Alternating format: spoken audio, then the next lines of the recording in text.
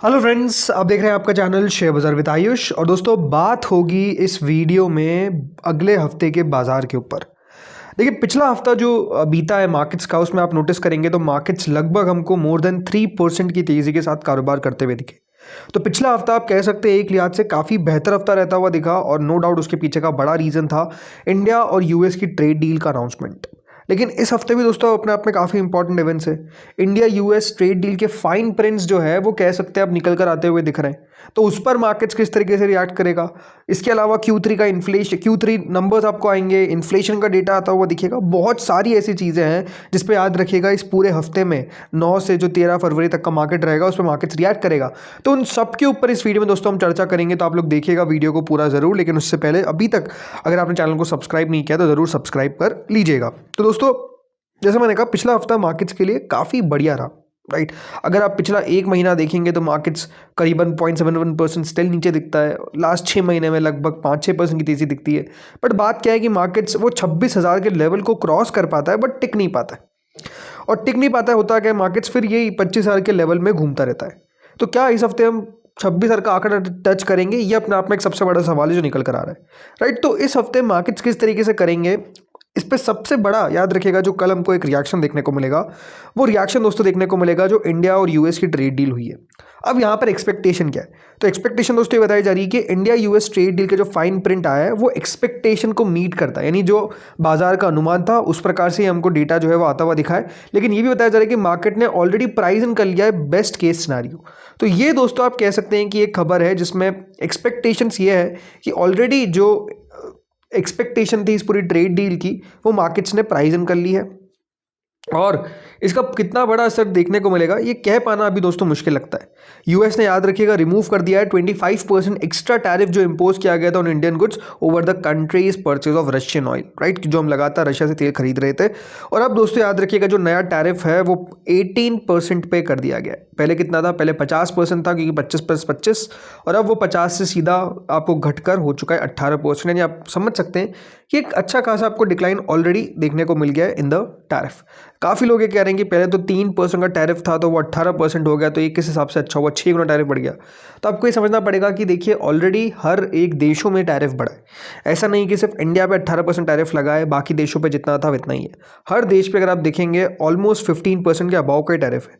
कुछ ही देश दोस्तों यहाँ पे है जिन पे 15% का भी टैरिफ है। बाकी पे अगर आप देखेंगे तो किसी पे 19, किसी पे 20, किसी पे 22, चाइना पे अगर आप देखेंगे मोर देन 30 है।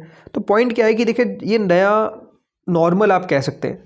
हर देश पे याद रखिए टैरिफ बढ़ता हुआ दिखा है। तो अगर हर देश पे टैरिफ बढ़ा है तो हमारे देश पर भी बढ़ा है, तो फिर यह बात ध्यान रखिए उसका इफेक्ट तो वही हो गया ना, ऑलमोस्ट जीरो हो गया। बिकॉज अगर जिस देश पे मान लीजिए 19% का टैरिफ है, हमारे देश पे अगर 18% का टैरिफ है, तो हम आगे ना, बात वही ना। तो ये आप समझिए कि जो टैरिफ है वो नया नॉर्मल है जो लगता हुआ दिखा है। और 18% का टैरिफ इंडिया पे आप कह सकते हैं बाकी देश के लिहाज से, जैसे बांग्लादेश, पाकिस्तान, ये जो कॉम्पिटिटर हो गए स्पेसिफिकली टेक्सटाइल में बांग्लादेश, तो उससे तो हमारा अच्छा ही टैरिफ है, कम ही टैरिफ है। तो ये आप कह सकते हैं कि पॉजिटिव है हमारे लिए।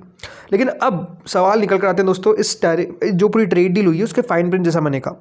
अब इस पर देखिए जो सबसे बड़ा सवाल जो निकल कर हमको आता हुआ देखने को मिल रहा है वो है दोस्तों फार्मर्स को लेकर। इस पर दोस्तों कल जो इंडिया के कॉमर्स मिनिस्टर है पीयूष गोयल जी, उन्होंने कहा कि इंडिया ने जो भी डील किया है उसमें फार्मर्स का कोई भी नुकसान नहीं होगा। It will not hurt Indian farmers any item that would in, मतलब ऐसा कोई भी आइटम ऐसा नहीं है जिससे इंडियन फार्मर्स को हर्ट होने वाला है। तो ये कह सकते हैं कि क्लियरली जो फार्मर्स को के ऊपर जो एक सेंसिटिव एरिया है, राइट। ये बात ध्यान रखिए ट्रेड डील क्यों नहीं हो पा रही थी, उसके पीछे का मेजर रीज़न था बिकॉज दोस्तों फार्मर्स के हित को अगर सरकार ध्यान नहीं रखेगी तो अपने आप में दिक्कत हो सकती है। देखो फार्मर्स को लेकर इतना ज़्यादा प्रोटेक्टिव क्यों होना पड़ता है, रीज़न बिंग हमारी एग्री इकोनॉमी है, एग्रीकल्चर पे ज़्यादा लोग डिपेंडेंट है। तो अगर दोस्तों एग्रीकल्चर से कोई छेड़छाड़ होती है, एग्रीकल्चर के अंदर आप कह सकते हैं कि अगर यूएस का प्रोडक्ट आता है, यूएस के फार्मर्स अगर आप इंडिया के फार्मर्स से कॉम्पीट करेंगे तो आपको क्या लगता है क्या इंडिया के फार्मर्स टिक पाएंगे? ये बात ध्यान रखिए, वहाँ की जो इनकम है फार्मर्स की वो इंडिया से मल्टीपल में है, बहुत मल्टीपल में। तो इंडियन फार्मर्स बहुत मुश्किल है कि दोस्तों वहाँ पे कॉम्पीट कर पाएंगे। तो इसीलिए आप कह सकते हैं कि दोस्तों जो एग्रीमेंट था, जो ये पूरा अभी एग्रीमेंट हुआ है, वैसे तो ये इंटरिम एग्रीमेंट है जो हुआ है, इसमें इंडियन फार्मर्स का कोई भी ऐसा हित नहीं है जिसके खिलाफ सरकार गई है, ऐसा सरकार का दावा है। अब इस पर आगे और क्या डेटा निकल कर आता है वो देखने वाली बात रहेगी। वैसे एक खबर आ रही थी जिसमें बताया जा रहा था कि इंडियन फार्मर्स हो सकता है कि ये जो पूरी ट्रेड डील हुई इसका विरोध कर सकते हैं। अब जैसे मैंने कहा, इस पर लगातार देखिए अपडेट्स पे अपडेट्स आती जाएगी और आगे चल के पता चलता जाएगा, बट इन जो सरकार ने कहा है वो आपको मैंने बता दिया, ठीक है। दूसरा पॉइंट जो स्ट्रेट डील का थोड़ा सा मुझे लगता है कि इंटरेस्टिंग है, वो ये है कि यूएस कहता है कि इंडिया $500 बिलियन का सामान जो है वो यूएस से खरीदेगा। अब मैं आपको कुछ डेटा दिखाना चाहता हूँ। डेटा दोस्तों पिछले 5 साल का है। पिछले 5 साल में इंडिया ने दोस्तों जो इंपोर्ट किया है यूएस से, 2024-25 में $45 बिलियन, 2023-24 में $42 बिलियन, 2022-23 में $50 बिलियन, 2021-22 में 43, 2020-21 में 28। ये बात ध्यान रखिए, इंडिया का लगातार जो इंपोर्ट है यूएस से वो कभी भी आपको $100 बिलियन भी याद रखिएगा साल का नहीं पहुंच पाए। अब ये $500 बिलियन की जो बात हो रही है वो याद रखिएगा 5 ईयर्स की बात है, यानी ऑन एवरेज हम एक साल के अंदर $100 बिलियन के आसपास का सामान जो है वो अमेरिका से खरीदने की बात कर रहे हैं। ये बात ध्यान रखिए, जो टोटल बायलैटरल ट्रेड है इंडिया और यूएसए का, वही अगर आप देखेंगे तो $131 बिलियन के आसपास रहा इन 2024-2025, जिसमें इंडिया को ट्रेड सरप्लस था, ना कि ट्रेड डेफिसिट। इंडिया हमेशा एक बात ध्यान रखिए, यूएस से ट्रेड सरप्लस में रहता है। इंडिया ज़्यादा याद रखिएगा एक्सपोर्ट करता है और यूएस से कम सामान मंगवाता है। लेकिन अब अमेरिका कह रहा है कि जो ट्रेड डेफिसिट है हमारा उसको हम कवर करेंगे और $500 बिलियन का जो सामान है वो अमेरिका से खरीदेगा भारत। तो ये किस तरीके से होगा, आई थिंक ये भी अपने आप में एक देखने वाली बात है, बिकॉज मार्केट्स ये भी देखेगा कि जो बातें हो रही है वो क्या प्रैक्टिकली सही है। अब वैसे देखिए, हमारे जो कॉमर्स मिनिस्टर है पीयूष गोयल जी, उन्होंने कहा है कि इंडिया आराम से कर लेगा अगले 5 सालों में $500 बिलियन का ट्रेड, और स्पेसिफिकली इंडिया मतलब परचेस करेगा कुछ। वो अलग बात है कि इंडिया कितना बेचेगा वो बात अलग है। तो ये हो पाएगा क्या? ऑनेस्टली मुझे बहुत कम चांसेस लगते हैं, बिकॉज आप किस तरीके से डबल करेंगे ट्रेड को। जो $45 बिलियन का ट्रेड है उसको आपको डबल करना है एक साल के अंदर, वो डबल कैसे हो पाएगा, राइट? ये अपने आप में एक सवाल है। और क्या हम ट्रेड डेफिसिट में रहेंगे, ये भी अपने आप में एक सवाल है। तो आई थिंक इसके ऊपर भी बात होगी। इसके अलावा एक और पॉइंट है दोस्तों, रशिया का तेल का। अब कल उनसे सवाल पूछा गया, कल याद रखिएगा इनकी पूरी प्रेस मीट थी कि इंडिया क्या अब रशिया से तेल नहीं खरीदेगा। ये बात ध्यान रखिए, यूएस ने साफ साफ कहा है कि अगर हमको पता चला कि इंडिया ने रशिया से तेल खरीदा तो हम फिर से वो 25% टैरिफ लगाएंगे प्लस एडिशनल पेनल्टी लगाएंगे। मतलब ये बात ध्यान रखिए, यूएस बताएगा हमको कि हम किससे तेल खरीदेंगे, किससे तेल नहीं खरीदेंगे। यूएस कहता है कि या तो आप हमसे तेल खरीदिए यानी अमेरिका से, या तो आप वेनेजुएला का तेल खरीदिए। तो क्या ये अपने आप में सही बात है? वैसे अपने आप में देखिए कोई सही बात नहीं है, लेकिन इस पे पीयूष गोयल जी ने कहा कि ये मुझसे मत पूछिए, ये आप पूछिए एमईए से, राइट? तो पीयूष गोयल जी ने कहा एमईए मतलब, ये बात ध्यान रखिए, वो बात कर रहे हैं जयशंकर जी की, जो हमारे फॉरेन मिनिस्टर है। सो अब एमईए ने क्या कहा? अब एमईए की तरफ से दोस्तों प्रेस रिलीज पे जारी की जाती है, जिसमें उन्होंने कहा, जो उनका पहले का स्टैंड था कि हम रशिया से तेल खरीदेंगे नहीं खरीदेंगे, उसमें हाँ ना नहीं कहा, मतलब क्लियरली कोई आंसर नहीं दिया। उन्होंने कहा कि जो इंडिया की एनर्जी सिक्योरिटी के लिए सही रहेगा वो हमारी टॉप प्रायोरिटी है। तो आप मेरे हिसाब से देखिए, एमईए को साफ कहना चाहिए कि या तो हम नहीं खरीदेंगे या तो हम खरीदेंगे, बिकॉज होगा कैसे? फिर वही बात है कि दोस्तों यूएस हमारी तरफ बोलता है कि देखो रशिया से तेल खरीद रहा है नहीं खरीद रहा है, राइट? एक क्लियर बात होना चाहिए, बट हो भी सकता है कि देखिए ब्लफ करने के लिए इंपॉर्टेंट है। इसी तरीके से आई थिंक आप कह सकते हैं डिप्लोमेसी खेली जाती है। तो अब बात वही है, बट अगेन हाँ, ये एक पॉइंट हो सकता है जो थोड़ा सा इंटरेस्टिंग होगा to watch out for in the upcoming days, right? So ये तो दोस्तों बात हो गई इंडिया यूएस ट्रेड डील की। अब आते हैं अगली खबर पे, और अगली खबर दोस्तों इन्फ्लेशन से रिलेटेड है। ये बात ध्यान रखिए, इस हफ्ते इंडिया का भी इन्फ्लेशन का आंकड़ा आएगा और यूएस का भी इन्फ्लेशन का आंकड़ा आएगा। अगर मैं बात करता हूँ इंडिया के इन्फ्लेशन के आंकड़े के बारे में, तो देखिए कोई ऐसी एक्सपेक्टेशन नहीं है क्लियरली कि कितना इन्फ्लेशन का डेटा आएगा। वैसे 12 फेब को याद रखिएगा आंकड़ा आता हुआ दिखेगा। पिछली बार 1.33% के आसपास इन्फ्लेशन था। अब देखते हैं इस बार किस प्रकार से इन्फ्लेशन रहता है। अब हो सकता है कि देखिए इन्फ्लेशन हमको थोड़ा सा बढ़ता हुआ देखने को मिले, इस प्रकार की एक्सपेक्टेशंस लगाई जा रही है। एक और जो इन्फ्लेशन का डेटा निकल कर आएगा दोस्तों, वो है यूएस के सीपीआई का, राइट? यूएस का जो कंज्यूमर प्राइस इंडेक्स का आंकड़ा है वो आएगा। 2.7% याद रखिएगा पिछली बार आया था। इस बार फोरकास्ट है 2.5% का डेटा जो है वो आना चाहिए। 13 फेब को याद रखिएगा, यह आंकड़ा निकल कर आएगा। सी इन्फ्लेशन के आंकड़े इंपॉर्टेंट के होते हैं, स्पेसिफिकली इंडिया के हिसाब से देखा जाए तो क्या आरबीआई रेट कट करेगा नहीं करेगा वो इन्फ्लेशन पर डिपेंडेंट है। सेम गोज विद फेड, वहाँ पर क्या करेगा वो अमेरिका के इन्फ्लेशन पर डिपेंडेंट है। अगर दोस्तों इन्फ्लेशन आप कह सकते हैं काबू में नहीं रहता है तो फेड को कुछ ना कुछ फैसला लेना पड़ता है। वैसे ही इंडिया में आरबीआई को फैसला लेना पड़ता है। तो इसलिए इन्फ्लेशन का आंकड़ा महत्वपूर्ण होता है। ये पता चलता है कि देखिए किस तरीके से उस देश की महंगाई का दर जो है वो यहाँ पर चल रहा है, राइट? तो अभी तो ओवरऑल कह सकते हैं महंगाई इंडिया में भी काफ़ी अंडर कंट्रोल है। सेम गोज विद अमेरिका में भी ऐसा लगता है कि अभी तो अंडर कंट्रोल ही चल रही है।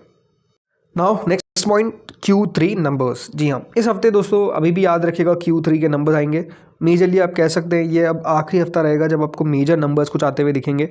तो इस हफ्ते किन किन के नंबर्स आ सकते हैं, तो देखिए ऑटोमोटिव और इंडस्ट्रियल के अंदर M Ashok Leyland, Eicher motors, Tata motors, passenger vehicles के तो आंकड़े आ गए हैं। तो देखिए 9 तारीख को जो नंबर्स है उसमें BSE, जाइडस, औरोबिंदो, बाटा, एम्बर, फाइजर, ट्राइडेंट, रैमको और ग्लैक्सोस्मिथ लाइन के नंबर्स हमको आते हुए दिखेंगे। 10 तारीख को Titan, Apollo, Eicher, Britannia, Grasim, इनके नंबर्स हमको आते हुए दिखेंगे।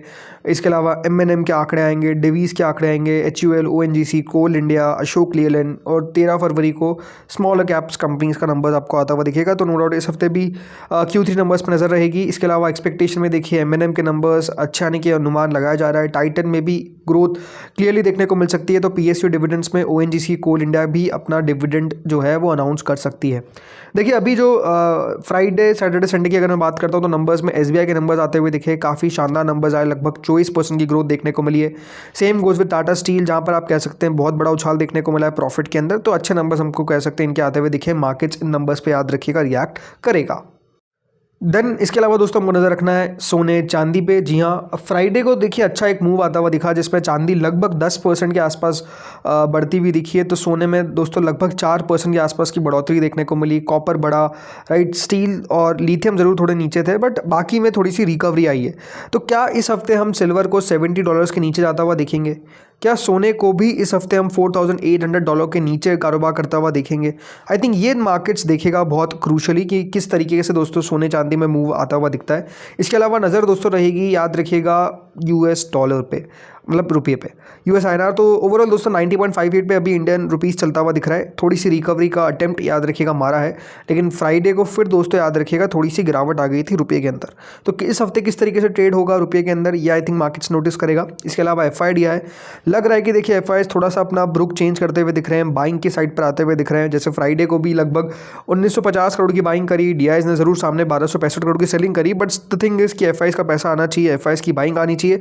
अगर आएगी तो देखिए मार्केट उस पर पॉजिटिवली रिएक्ट करेगा, जैसे आपने रिएक्शन देखा अभी। मार्केट्स गिरे नहीं इस हफ्ते, उसके पीछे का बड़ा रीज़न भी है कि FIs भी आपको साथ साथ आते हुए देखने को मिल रहे हैं US ट्रेड डील के कारण। तो आई थिंक वो बहुत सारे इंपॉर्टेंट स्पेसिफिक इवेंट्स होते हैं जिसका दोस्तों असर पड़ता है FIs के ऊपर।